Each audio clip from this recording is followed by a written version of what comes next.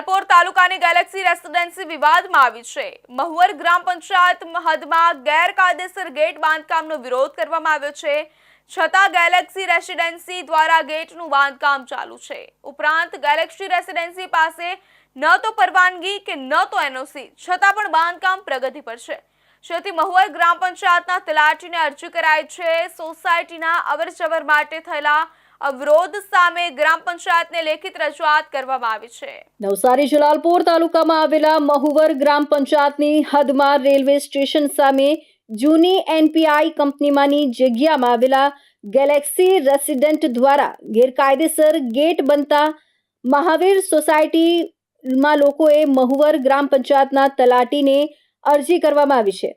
જૂની એનપીઆઈ કંપની હતી તે જગ્યા પર હાલ ગેલેક્સી રેસિડેન્સી બની રહી છે।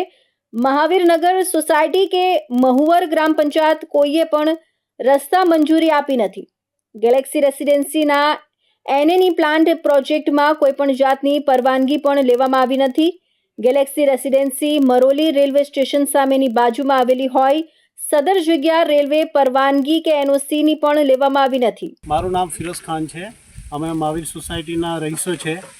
અમે આટલા માટે આજે ભેગા થયા કે અહીંયા ગેલેક્સી રો હાઉસ છે તે અહીંયા ગેરકાયદેસર આ લોકો બાંધકામ કરી રહ્યા છે, અમારી સોસાયટીની પરવાનગી વગર।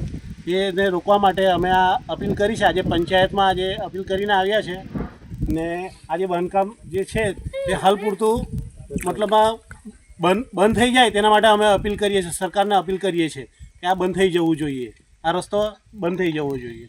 મહાવીરનગર સોસાયટીમાં લોકોએ વિરોધ પણ કર્યો હતો, તેમ છતાં ગેટનું બાંધકામ થતાં મહાવીર સોસાયટીમાંથી અવરજવરના ગેટ બનતા સોસાયટી